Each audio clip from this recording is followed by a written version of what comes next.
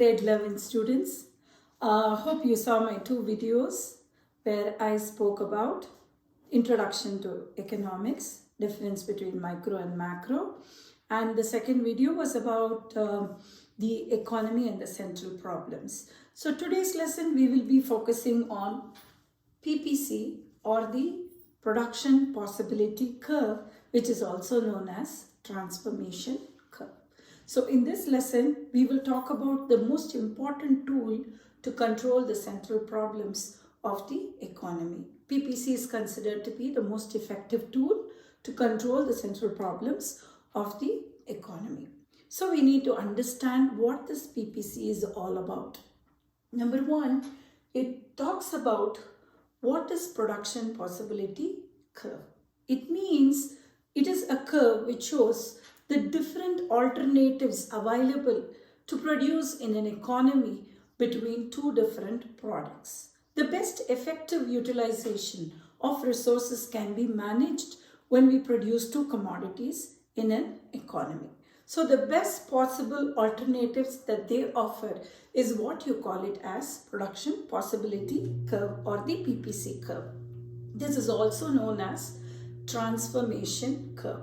Why I call it transformation? Because with the existing resources, the same commodity cannot be produced as the other commodity. So there has to be a sacrifice to acquire more of one commodity in order to obtain the other good, which in other words is called as marginal opportunity cost, which I will be explaining in detail.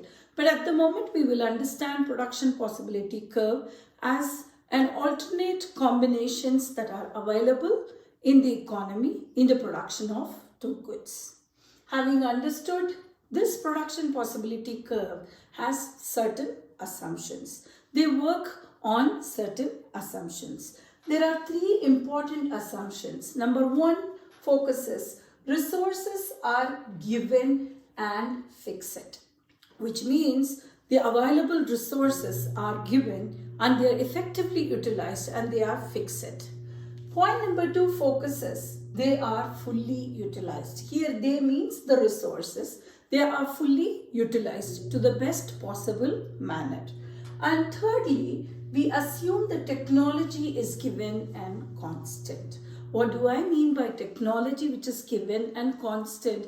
When I say that, it means the choice of technique. As we have already discussed about this, whether you employ a labor-intensive technique or a capital-intensive technique is what I mean by the technology to produce the optimal usage of the commodities in the production possibility frontier or the curve. So these are the three assumptions that we make, and then we move on to the production possibility schedule. Now there are two products chosen here. Number one is wheat, which is expressed in tons, and number two is cloth, which is expressed in bales. The utility or the utils, how you will measure them is measured in terms of tons, in terms of bales for cloth. Now we have different combinations in the form of A, B, C, D and E, and they are diagrammatically represented on the production possibility curve.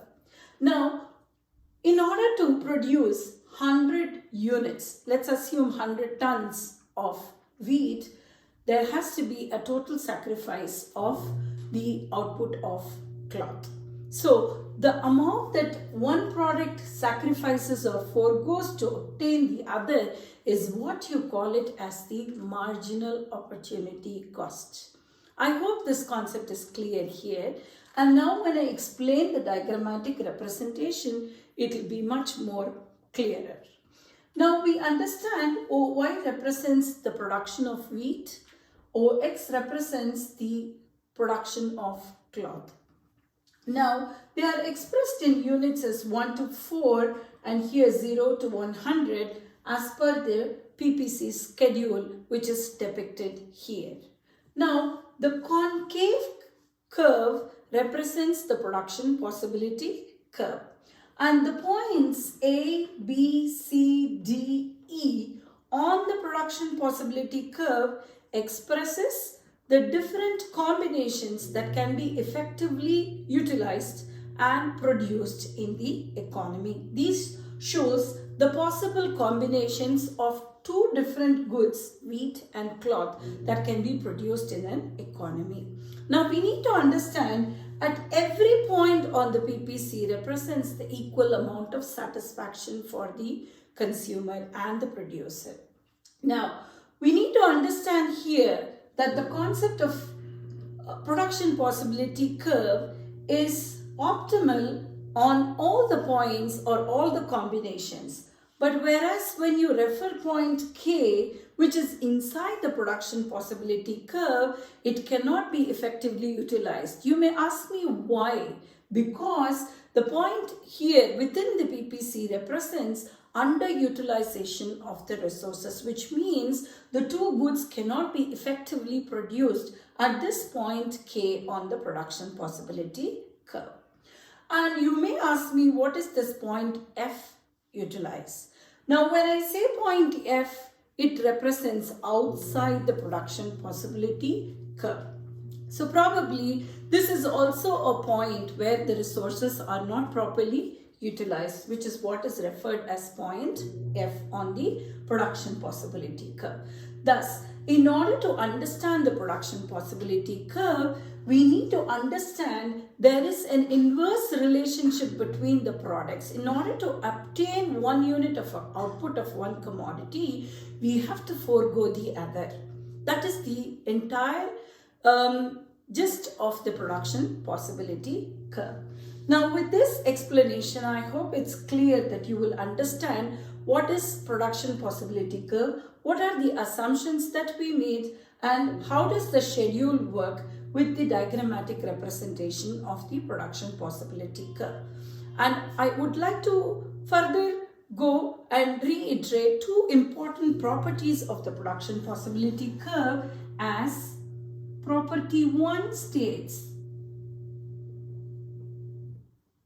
Number 1, it is downward sloping as they are inversely related between the two goods. If I have to obtain one possible combination of good Y, I have to forego 1 unit of good X, which is known as the marginal opportunity cost. Therefore, it is downward slope. Number 2, the shape of the production possibility curve is concave. So, with that we summarize production possibility curve. This is a very, very important concept, and this concept definitely carries equal weightage in your exams. So, we need to understand the basic foundation of microeconomics, and this concept is frequently repeated in most of the exams, and hence I would request you to pay attention to this video and understand much better. More to follow with the shifts and movements along the production possibility curve in my next video. Thank you.